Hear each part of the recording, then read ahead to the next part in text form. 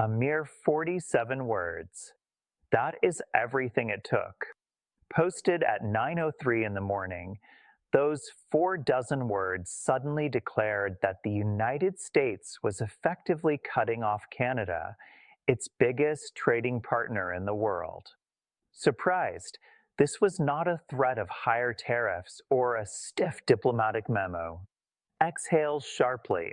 This was an outright ban. A mere 47 words. That is everything it took.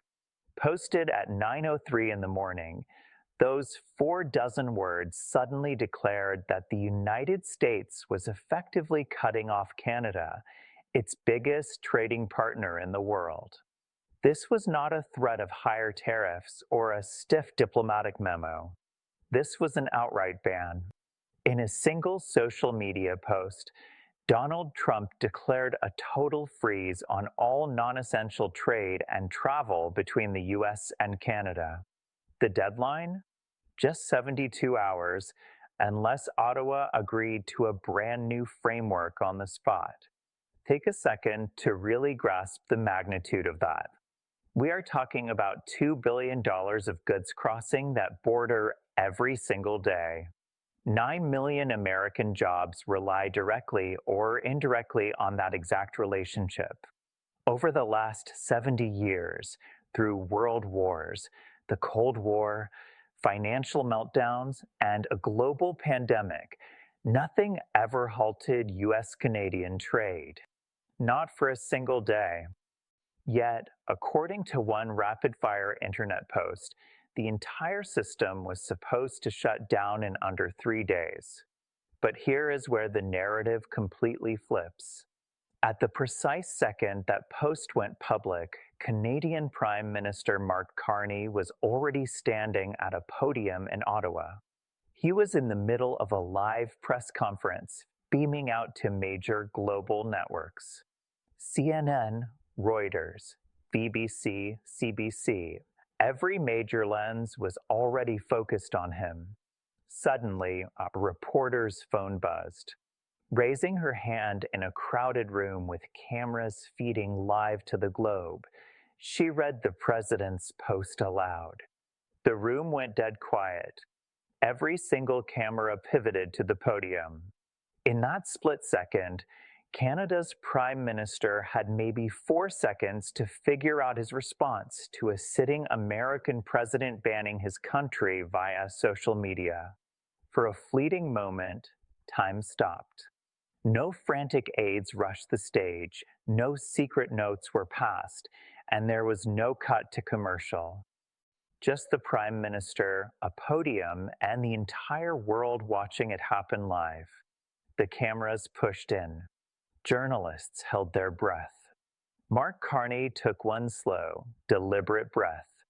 It was the exact kind of calculated composure you only see from someone who has spent decades navigating global financial catastrophes. It is the sort of stillness that tells financial markets and foreign leaders that panic is completely off the table. He looked directly down the barrel of the camera. "I have seen the post," he stated, his tone perfectly flat and measured. "Let me respond directly." The tension in the room spiked. Every microphone was hot, ready to catch a quote that would instantly ripple across the globe. "A tweet," Carney said calmly, "is not a law." Just like that. No outrage, no political theater. Just a cold, almost clinical breakdown. He went on to make his stance crystal clear.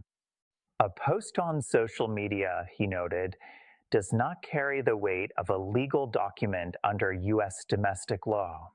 It holds no binding power under international treaties, and it absolutely does not count as an enforceable action under the World Trade Organization's guidelines."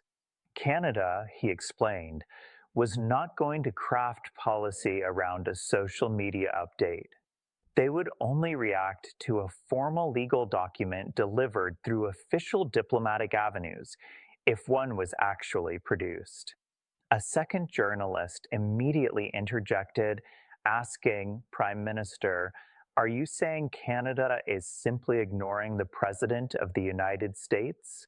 The question lingered heavily in the room. Carney did not flinch. He faced the reporter and delivered the same surgical precision. Canada treats communications from all foreign governments with the exact same standard, he explained. If it has legal weight, they respond officially. If it does not, they acknowledge it and get back to running the country.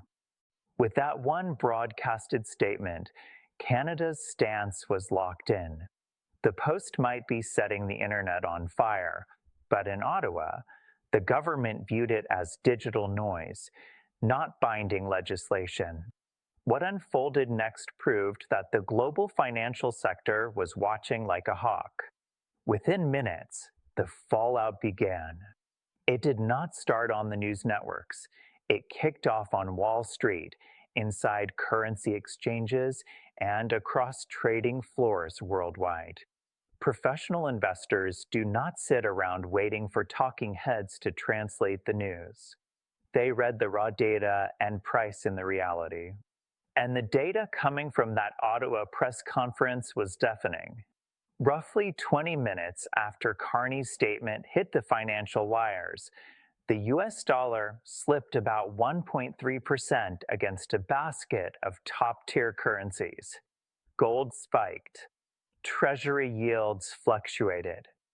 The markets were not just trading on political theater. They were responding to a highly specific reality: the massive void between a presidential tweet and the actual legal power needed to back it up. Simply put, Wall Street heard two aggressively different messages. On one hand, a US president threatening a massive economic shutdown via the internet, citing no statutes, presenting no executive orders, and declaring no formal emergencies. On the other hand, a G7 leader calmly laying out on live TV that the threat carried absolutely zero legal weight under American, international, or trade law. When those two realities crash into each other, the markets do not blink. They weigh which side actually holds legal credibility and bet their money accordingly.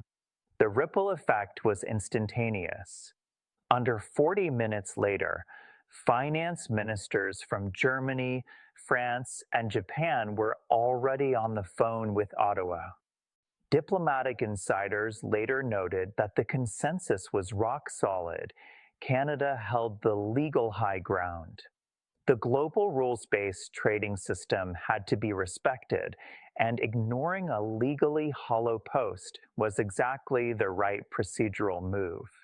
Across the Atlantic, the British Foreign Secretary released a statement expressing deep concern while backing the very international trade architecture that America itself helped design decades ago. Before lunchtime, the EU's Trade Commissioner was on an emergency call with leaders from Japan, South Korea, Australia, and New Zealand. Just pause and consider that. This was not a coalition of enemies plotting against America. These were America's closest allies, frantically trying to navigate an economic hand grenade tossed by Washington. And this is exactly where the legal fantasy crashes into a brick wall. Because under the US Constitution, a presidential social media post, no matter how explosive, has zero autonomous legal power. It is not an executive order. It is not a presidential proclamation. It is not a declaration of a national emergency. It is not even a formal diplomatic memo. You cannot simply log online and instantly sever the most lucrative trading partnership on the globe. To execute something of that magnitude, the president has to trigger highly specific statutory powers, navigate complex legal frameworks, and sign formal documents that can survive relentless challenges from the courts, Congress, and international tribunals. That is where things get incredibly messy for the administration. The actual mechanisms a president can use to choke off trade are bound by rigid legal hurdles. Take the International Emergency Economic Powers Act. To use it, you need a formal declaration of a national emergency and undeniable proof that a foreign nation is a direct threat to U.S. national security or its economy. Just picture the absolute legal chaos that would erupt if the White House tried to legally classify Canada, a NATO ally, a core NORAD partner, and a neighbor sharing the world's longest peaceful border, as a legitimate threat to national security. Constitutional experts agree that such a maneuver would instantly spark an avalanche of federal lawsuits, potentially stalling the ban before it even started. The other options are just as grueling. Section 232 of the Trade Expansion Act permits national security tariffs, but only after a massive, time-consuming investigation. Section 301 of the Trade Act of 1974 also requires a maze of formal findings and procedural steps that take months to complete, not 72 hours. Bottom line, there was no fast, legal shortcut to enforce this sweeping internet ban. Harvard constitutional law expert Lawrence Tribe went on air later that afternoon to spell it out bluntly. A trade ban announced online without citing legal authority means absolutely nothing until it is transformed into formal government action. This left the administration staring down a brutal political and constitutional dilemma. Neither path forward looked viable. And that very nightmare is now the focal point of a ticking 72-hour clock. The second that post went live, the timer started, trapping the administration between two highly damaging scenarios. If the White House decides to push forward and drafts a formal executive order to make the ban real, they have to choose a specific legal authority. The minute they do, federal courts will tear into it, and legal challenges will fly almost instantly. That means a federal judge could very well issue a highly public ruling capping the president's trade authority. For any administration built entirely on projecting absolute strength and dominance, having a signature move blocked by a court would be a politically devastating blow. But backing down might be just as damaging. If those 72 hours expire and no official paperwork is filed, no executive order, no emergency decree, no action from Congress, then the conclusion becomes unavoidable. The post accomplished nothing. The ban never officially existed. And Mark Carney's live, televised assertion that a tweet is not a law will go down in history as the exact moment the gap between political bluster and actual executive authority was exposed for the whole world to see. That kind of precedent does not vanish when the news cycle ends. Foreign governments will remember. Global markets will remember. The next time any U.S. administration tries to threaten economic action through social media alone, every finance minister on the globe will recall exactly what happened here. Meanwhile, Canada has not missed a beat. They are already pushing trade grievances through the USMCA legal framework. They are expanding their energy deals with Europe.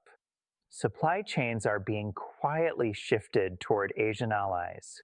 At every escalation in this confrontation, Ottawa has reacted faster, more precisely, and with vastly superior legal backing than Washington ever expected. This is not improvisation. This is calculated preparation. It is exactly what allowed Canada to stare down a presidential ultimatum, clinically dismantle its legal validity, and continue running their country without blinking. Now, the entire globe is watching the clock. When that 72-hour deadline arrives, one simple question will finally be answered.